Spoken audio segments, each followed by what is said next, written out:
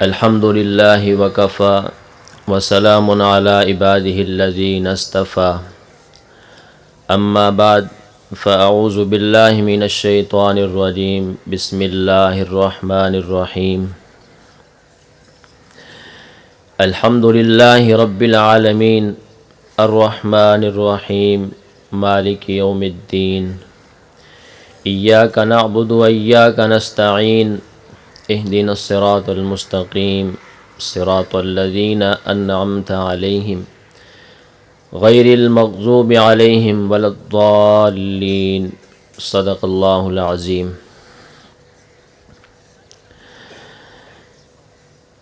سورۃ الفاتحہ، اس کے کافی سارے نام ہیں، ان ناموں میں سے ایک اس کا نام الفاتحہ ہے، کیونکہ قرآن کریم کی افتتاح اور آغاز اسی سے ہو رہا ہے۔ دوسرا نام اس کا سورۃ کنز بھی ہے۔ کنز کا معنی خزانہ ہوتا ہے۔ آپ صلی اللہ علیہ وسلم نے ارشاد فرمایا، اللہ تعالیٰ فرماتے ہیں کہ سورۃ فاتحہ میرے عرش کے خزانوں میں سے ایک خزانہ ہے۔ اس سورت کا نام ایک سورۃ الشفاء بھی ہے۔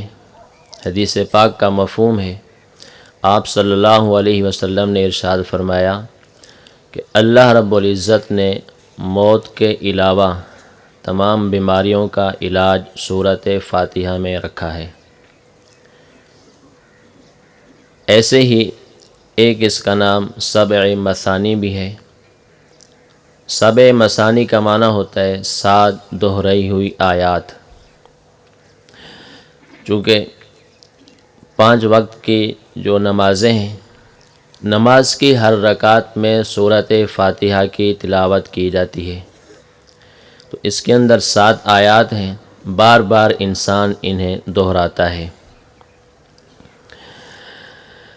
سورۃ فاتحہ کا مختصر خلاصہ حضرت لاہوری رحمہ اللہ فرماتے ہیں، اللہ رب العزت نے سورۃ فاتحہ کے اندر جو بنیادی مضامین بیان فرمائے ہیں وہ 3 ہیں۔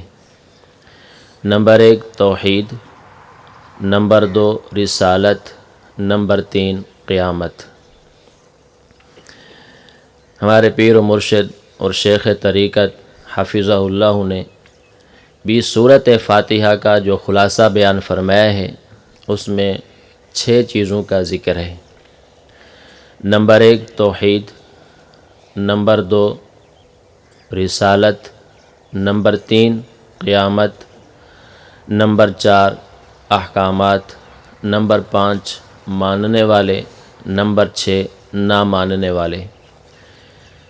یہ پورا سورۃ فاتحہ کا خلاصہ ہے۔ یہ مضامین اللہ رب العزت نے پورے قرآن کریم کے اندر پوری تفصیل اور بسط کے ساتھ بیان فرمائے ہیں۔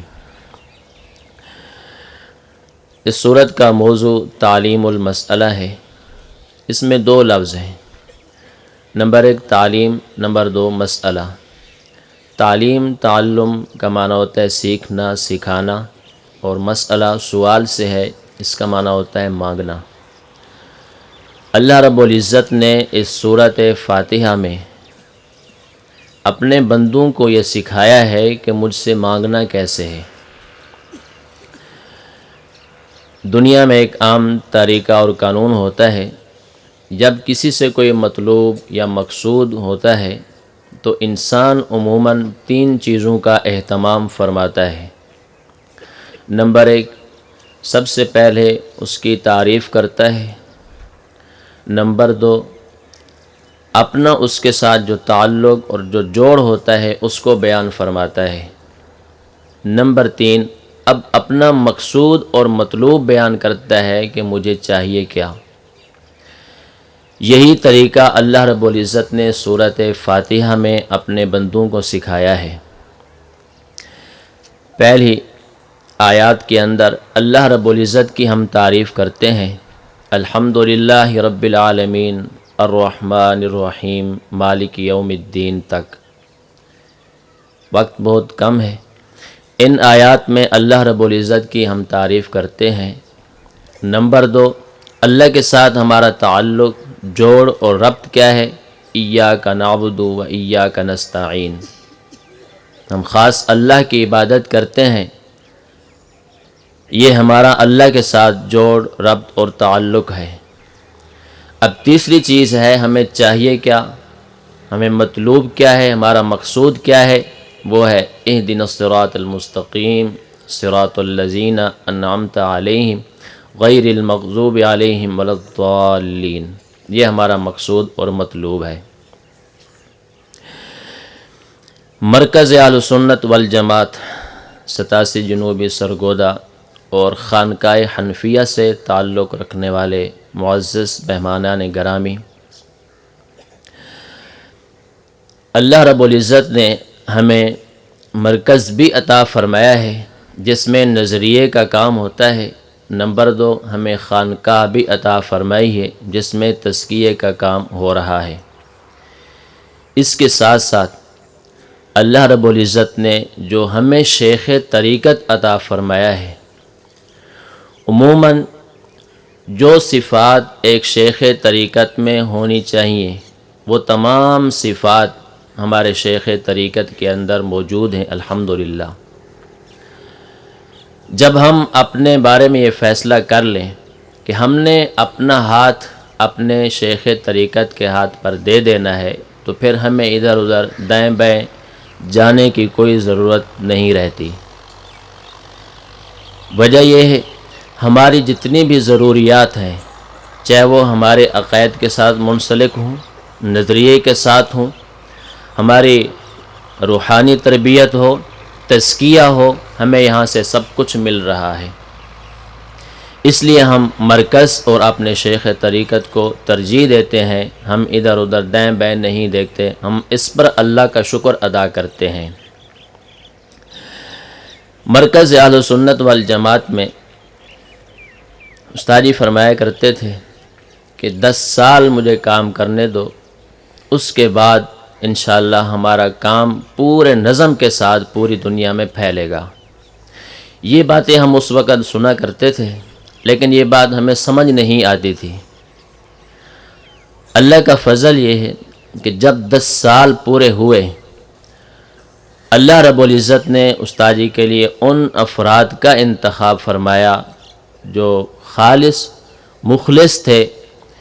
پھر استاد جی نے اس کام کو اور جماعت کو جو منظم طریقے پر ترتیب دی، الحمدللہ آج دنیا کے اندر یہ کام ہمارا پھیل چکا ہے۔ ہم اس پر اللہ رب العزت کا جتنا بھی شکر ادا کریں یہ بہت کم ہے۔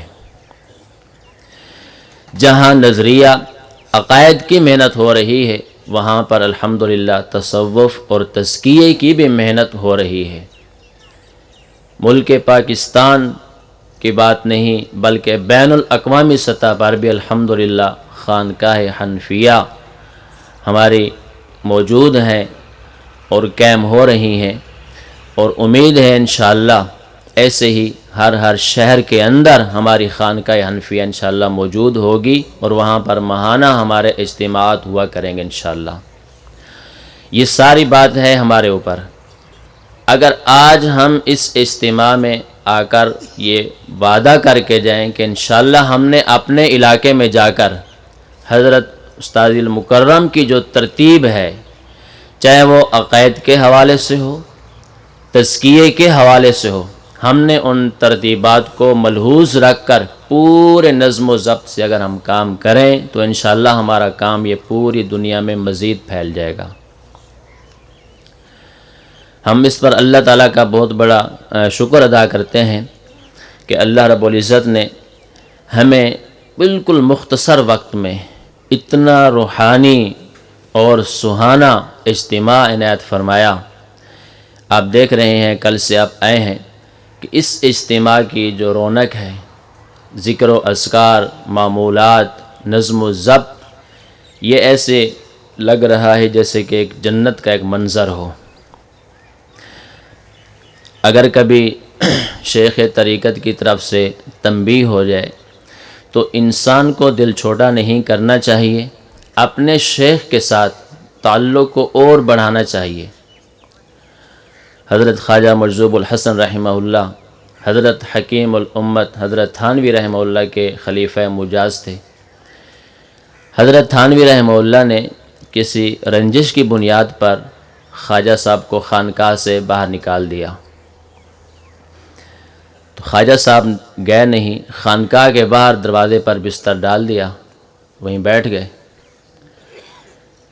آنے والے احباب کو جو خانقاہ میں اندر آ رہے تھے ایک چھوٹی سی پرچی دی، میں کہ شیخ طریقت کو پیش کر دینا۔ اس پرچی پر اشعار لکھے ہوئے تھے۔ خواجہ صاحب نے یہ شعر لکھے کہ وقف سجدہ ہے جبی میری، وقف سجدہ ہے جبی میری، اب کیا پوچھنا آسماں میرا زمیں میری، تو در نہ کھولے گا میں در نہ چھوڑوں گا، حکومت اپنی اپنی کہیں تیری کہیں میری۔ حضرت تھانوی رحمہ اللہ تو شیخ طریقت تھے، بس حضرت تھانوی نے جب یہ پرچی پڑھی اور خواجہ صاحب کو اندر بلوا لیا۔ ہمارے شیخ طریقت کراچی میں تشریف لائے، بیان فرما رہے تھے۔ استاد جی نے حضرت تھانوی رحمہ اللہ کا حوالہ پیش فرمایا کہ حضرت تھانوی رحمہ اللہ فرماتے ہیں شیخ وہ بنے جس کو کان کھینچنے آتے ہوں، یعنی شیخ وہ بنے جو بندے کی اصلاح بھی کرے، اور مرید وہ بنے جو اپنے کان کو اپنے شیخ کے سامنے پیش کر دے۔ جب یہ انسان شیخ کا اور مرید کا جب یہ تعلق ہوگا تو اس وقت انسان کی ظاہری اور باطنی طور پر اصلاح ہوتی ہے۔